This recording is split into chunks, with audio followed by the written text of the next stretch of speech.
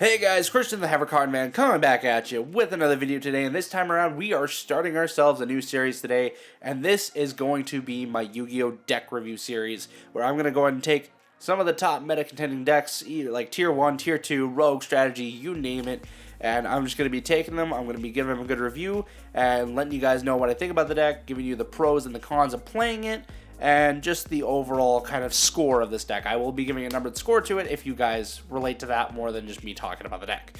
So today we're going to be discussing Prank Kids, because if you've been on my channel long enough, you know that Prank Kids is my favorite deck, and I do so many different things with them, and I try to abuse them as much as I can. So Prank Kids are super awesome. They're a really fun strategy. I'll get more in depth with it later, but once again, since this is my favorite deck, I feel like this is the first one I have to do, and I'll be getting into some more meta decks later on, so you won't have to worry about seeing all these like janky style decks.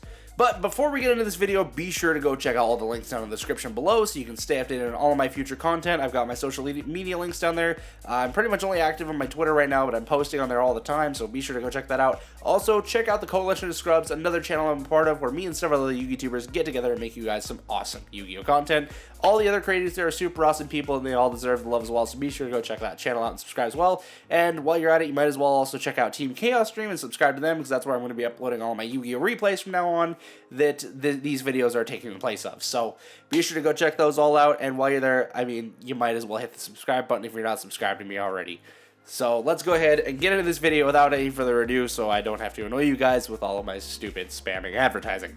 So let's go ahead and get into this. So with the Prank Kids deck review, I'm just going to go through like the different aspects of the deck here after I talk about some of the pros and cons. So obviously some of the cons about this deck is that 9 times out of 10 your biggest plays revolve around 3 cards to start, and that's usually going into a fusion play. The Prank Kids have a fairly linear line of play, but there's things you can do towards the end of that line of play that allow them to spring outwards and do some different things. And of course there are different ways to abuse this deck, or at least this engine, with other things. You can mix them together. I've seen people mixing them together with Predaplants and getting some awesome combos there. We'll get more into that later.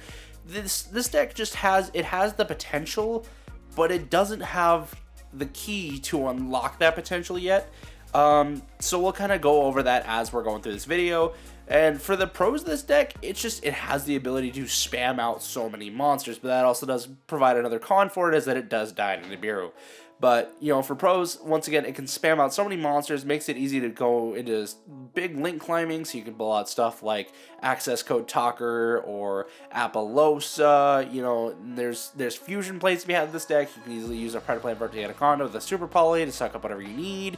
You know, there's a whole bunch of different lines of play of this deck, and once again, we'll get on that further on in the video here. I just wanted to give you kind of a brief overview of some of the pros and cons of this deck.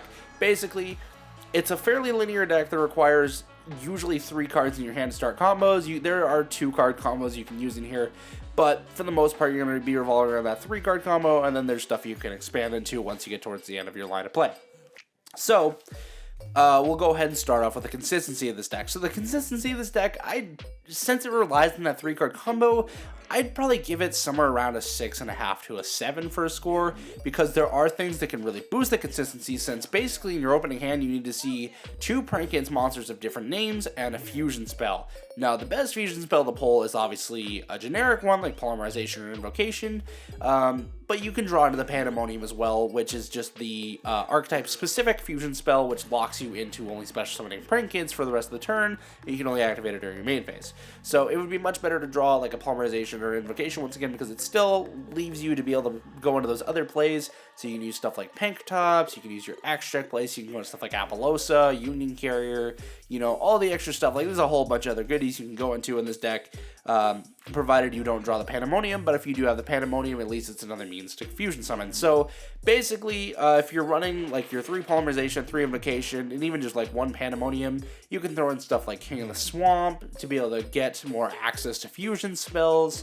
You know, and Fusion Sage, so it's not really hard to get the fusion spell because you only need 1 of those. It's the Prank Kids monsters that can be a little bit more difficult, and there's of course a whole bunch of searcher cards. Thunder Dragon Fusion is actually like one of the biggest techs I play in this deck, because not only can can use it to fusion summon your Pranket's Battle Butler, since he is a Thunder Fusion monster, by shuffling your materials back in the deck.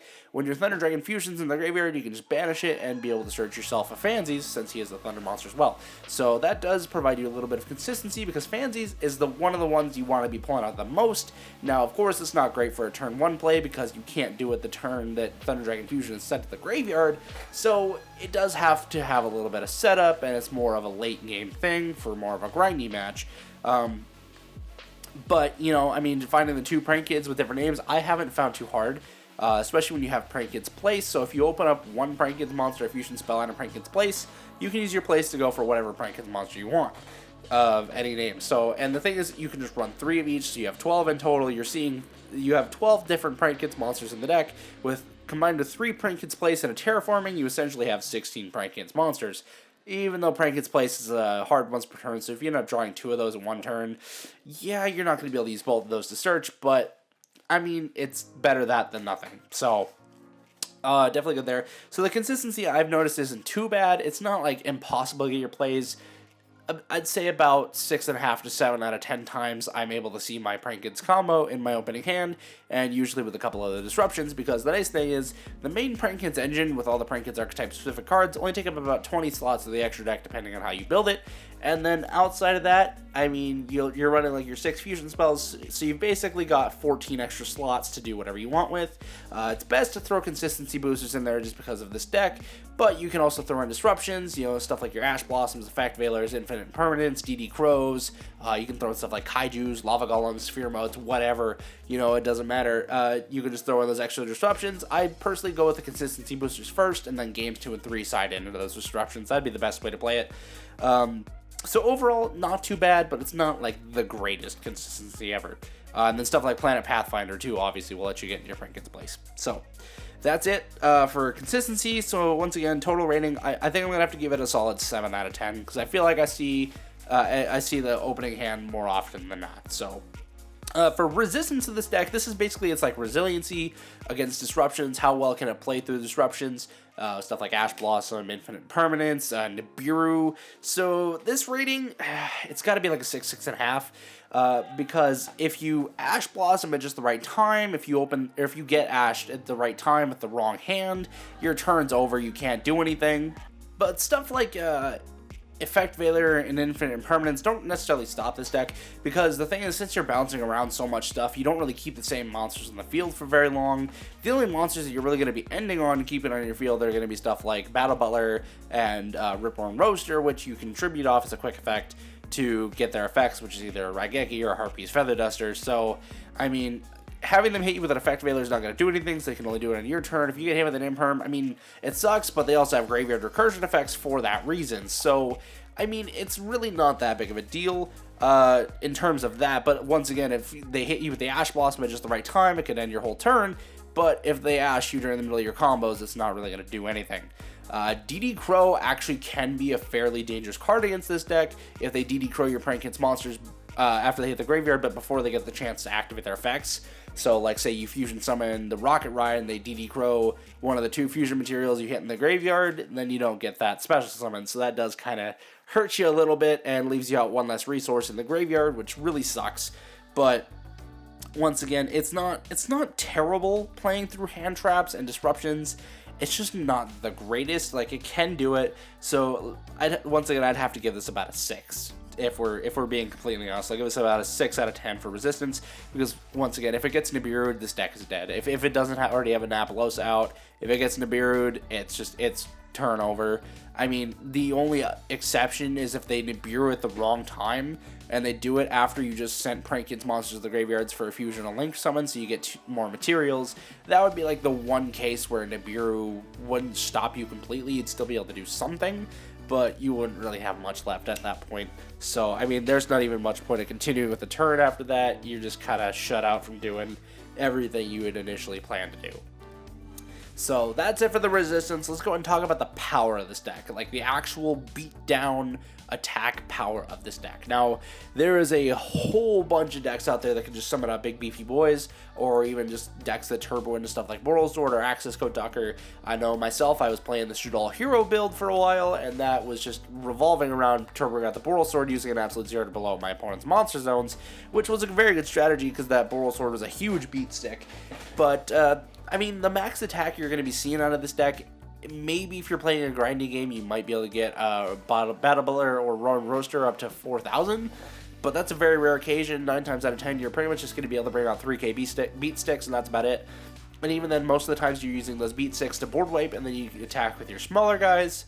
So the power's not insane. You're not going to be beating over stuff like Access Code Docker, and I mean, obviously not Boral Sword. You can't really beat over Boral Sword given his effects, but yeah, I mean, with place, being able to lower your opponent's monster's attack points and raise your own is definitely very handy, but don't expect to be like just beating people down with this deck.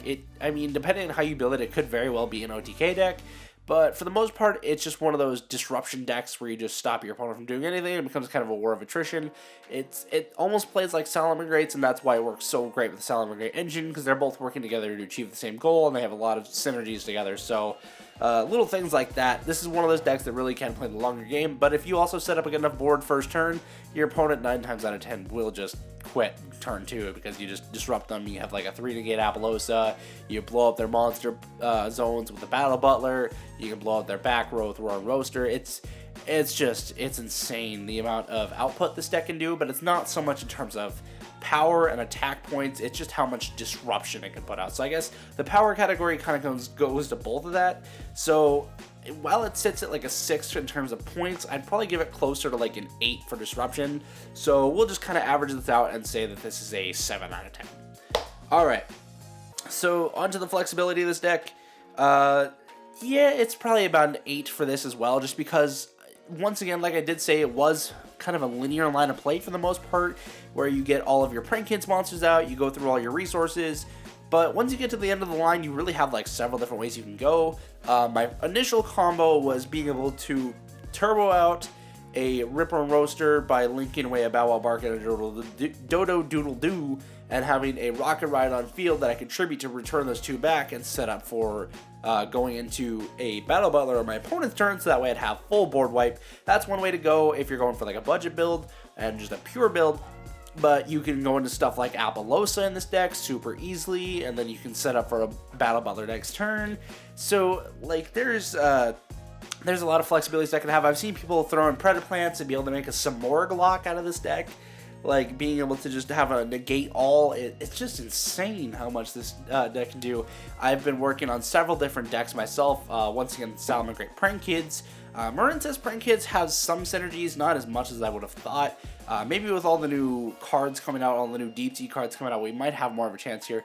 Thunder Dragon Prank Kids was one of the bigger decks for a while, and it was actually kind of a meta contender because of how well the Thunders synergized with like Fansies and your Battle Butler and your Doodle Doo. Just having all those Thunders to synergize with the Colossus and even a Titan at some points, and then Thunder Dragon Fusion being able to use that as well. And there's just a whole bunch of different variants you can run with Prank Kids, which makes them like super flexible. Like I myself, I've narrowed down the Prank Kids engine to like a solid 20 cards, and that's really all you need, with the exception of fusion spells, I suppose. So if you're looking to include all your fusion spells, you're looking at an engine of about 26 cards. You still got 14 left, so you can combine it with another engine that's a little bit smaller. Once again, something like Prank Kid or Salamangreats works really well. So there's a whole bunch of different things you can do with this deck, and that's what I love about it, because there's just so many different plays. Basically, this deck just allows you to turbo out materials like crazy, because each time you send one of them to the graveyard as material for a link or fusion of a Prank Kids monster, you can bring out another one. So you send 2 to the graveyard for Rocket Ride, you get 2 more from the main deck. It's just insane how much advantage this deck can turbo out, and how much it just pulls out from the deck. Like you're special summoning from the deck, you're searching from the deck, you can send to the graveyard with Fansies. I mean, there's just so much this deck can do. It's so flexible in the different lines of plays it can go into, and that's why I love it so much. I love watching all the different people out there just abusing the different plays this deck can make. So that's it for flexibility, and overall this rating, averaging it together, I believe it comes up to about 28 points in total divided by 4. That brings us down to a 7 out of 10 deck. This is not something you're going to be taking to locals and expecting to top. I mean, you could, but you're definitely not going to be taking this in any sort of regionals or YCSs. I mean, it did win a couple, or I think it was a year or two ago at YCS. It did get a top, but once again, it's not one of those things. You're going to be catching people off guard with it more than anything. Not so much as a serious strategy, but just something they don't know how to play around because they're not familiar with the strategy because nobody plays it. So that's what I'd probably have to give this deck as its biggest advantage, is the fact that nobody knows about it, so nobody knows how to play around it unless they've played the deck themselves. So once again, overall, I'd give this about a 7 out of 10, just to the overall score of the deck. Once again, you're probably going to be seeing this as a rogue at best strategy. This is probably going to be more as what Simo calls the everything else category. And, you know, it's a really fun deck to play, and I think you guys should all give it a chance. I want to see if you guys can find a way to break this deck.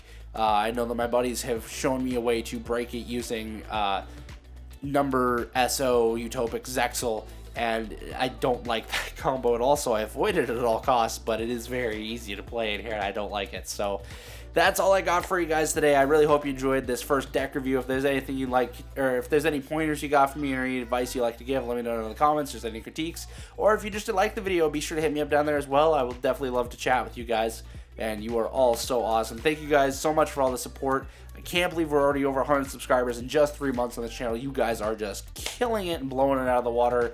I love each and every single one of you. So thank you guys so much. I hope you have a great rest of your day. Remember to have fun and make your move. Peace out. I'm a love giver.